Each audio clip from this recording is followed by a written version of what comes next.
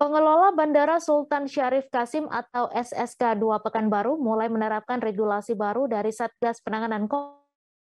Penumpang yang sudah vaksin dosis 2 atau booster tidak diwajibkan lagi untuk menyertakan hasil swab antigen atau PCR terhitung sejak Selasa 8 Maret sore.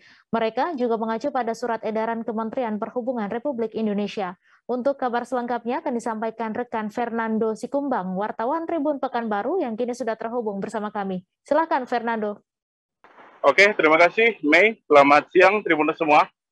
Jadi di Bandara Sultan Syarif Kasim II Pekanbaru per kemarin tepatnya pada Selasa sore di Bandara Sultan Syarif Kasim II Kota Pekanbaru sudah mulai menerapkan aturan baru yang sudah dikeluarkan oleh tim Satgas Nasional dan juga surat edaran yang sudah diterbitkan oleh Kementerian Perhubungan terkait ketentuan perjalanan orang untuk di dalam negeri.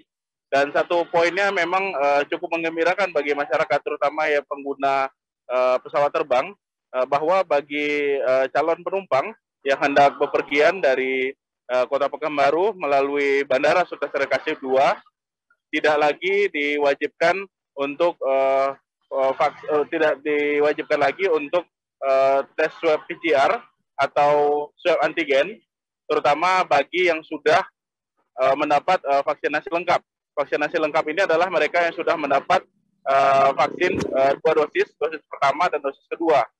Kemudian bagi mereka yang sudah mendapat vaksin booster juga tidak wajib untuk menyertakan dokumen swab antigen maupun dokumen PCR Tribuners. Jadi bagi mereka yang sudah mendapat vaksin lengkap untuk penerbangan dari Bandara Sultan Syarif Kasim II tidak lagi wajib untuk menyertakan rapid antigen maupun menyertakan swab PCR. Dan hal ini memang mendapat sambutan positif dari masyarakat karena memang masyarakat sangat menanti kemudahan untuk bisa terbang dengan pesawat tanpa harus menjalani swab antigen dan juga tanpa harus menjalani swab PCR. Namun memang pada regulasi ini aturan tersebut hanya berlaku bagi masyarakat yang sudah mendapat vaksin lengkap maupun mendapat vaksin booster. Sedangkan mereka yang baru mendapat vaksin pertama, mereka harus wajib menunjukkan bukti dari hasil swab PCR ataupun swab antigen Tribuners.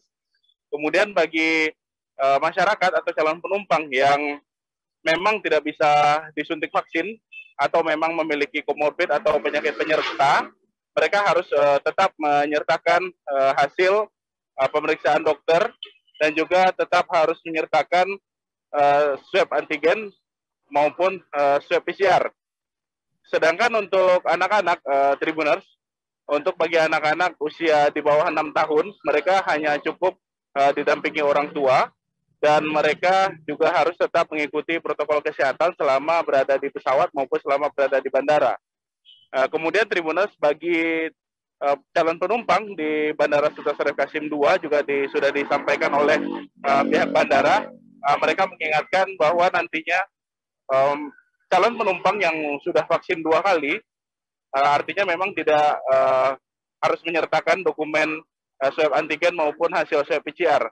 Namun mereka tetap harus mengunduh terlebih dahulu aplikasi Peduli Lindungi karena memang nanti untuk kelayakan terbang nantinya sesuai dengan aplikasi Lindungi, nanti sesuai hasil kelayakan terbang mereka bakal diperiksa atau proses screening dilakukan lewat aplikasi Peduli Lindungi.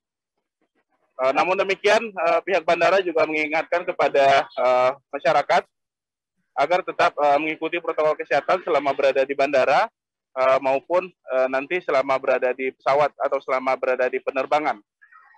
Mungkin itu saja informasi dari Kota Pekanbaru, Mei. Kita lanjutkan langsung untuk Mei di Studio Tribuners.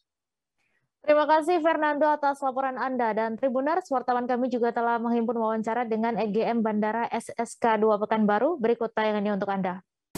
Baik, jadi memang terhitung mulai hari ini telah dilakukan atau diterbitkan surat edaran Kasatgas terbaru yaitu nomor 11 tahun 2022, juga diikuti dengan telah diterbitkan SE Kementerian Perhubungan yaitu nomor 21 tahun 2022 yang mana memang ada pembaruan terkait dengan persyaratan pelaku perjalanan dalam negeri menggunakan transportasi udara.